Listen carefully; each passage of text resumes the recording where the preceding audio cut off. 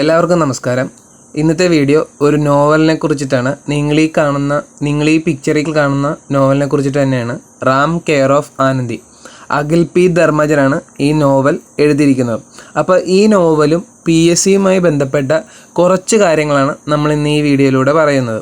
നിങ്ങൾ PSC പരീക്ഷ എഴുതുന്ന ഒരാളാണെങ്കിൽ ഉറപ്പായിട്ടും വായിച്ചിരിക്കേണ്ട ഒരു നോവൽ കൂടിയാണ് റാം കെയർ ഓഫ് ആനന്ദി. ഞാൻ ഇവിടെ ഒരു ക്വസ്റ്റ്യൻ കൊടുത്തിട്ടുണ്ട്. അത് 2024 LGS പരീക്ഷയ്ക്ക് ചോദിച്ചൊരു ചോദ്യമാണ്. റാം കെയർ ഓഫ് ആനന്ദി എന്ന അഖിൽ പി ധർമ്മജൻ എഴുതിയ നോവലിലെ കഥാപാത്രം അല്ലാത്തതാര്? ഇതിൽ കഥാപാത്രം അല്ലാത്തതാരെന്നാണ് ചോദ്യം.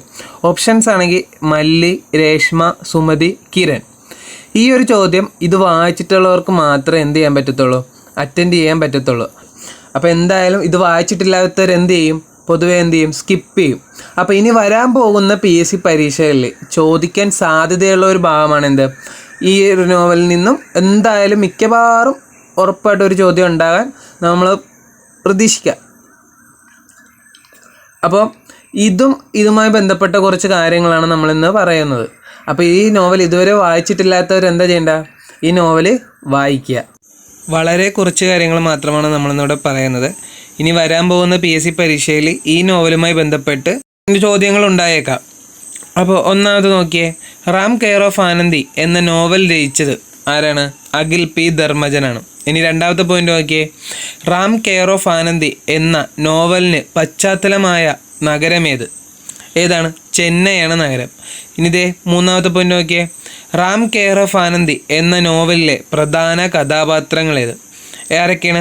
പ്രധാനമായിട്ട് 5 കഥാപാത്രങ്ങളാണ് ഉള്ളത്. ശ്രീറാം, ആനന്ദി, മല്ലി, രേഷ്മ, പാട്ടി. ആരൊക്കെയാണ്? ശ്രീറാം, ആനന്ദി, മല്ലി, രേഷ്മ, പാട്ടി. അപ്പോൾ ഇതുമായി ബന്ധപ്പെട്ട ഒരു ചോദ്യമാണ് 2024 LGS പരീക്ഷയിൽ ചോദിച്ചേക്കുന്നത്. ഇനി വരാൻ പോകുന്ന PSCയിലും ഇതേ ചോദ്യം തന്നെ ഇനിയും ചോദിച്ചേക്കാം. അപ്പോൾ നിങ്ങൾ എന്തായാലും എന്ത് ചെയ്യുക, ഈ നോവൽ ഇതുവരെ വായിച്ചിട്ടില്ലെങ്കിൽ വായിക്കാൻ ശ്രമിക്കുക. അപ്പോൾ നമ്മൾ മുമ്പൊരു ചോദ്യം കണ്ടായിരുന്നല്ലോ, ആ ചോദ്യത്തിലേക്കൊന്ന് പോകട്ടാ. റാം കെയർ ഓഫ് ആനന്ദി എന്ന അഖിൽ പി ധർമ്മജൻ എഴുതിയ നോവലിലെ കഥാപാത്രമല്ലാത്തത് ആരെന്നാണ് ചോദിച്ചേക്കുന്നത്. അപ്പോൾ ഓപ്ഷൻ ഏതൊക്കെയാണ്? മല്ലി, രേഷ്മ, സുമതി, കിരൺ. കണ്ട, ഇതിൽ സുമതിയാണ് അല്ലാത്തത്. ബാക്കി 3 പേരും എന്തിലെ കഥാപാത്രങ്ങളാണ്? ഇതിലെ കഥാപാത്രങ്ങളാണ്.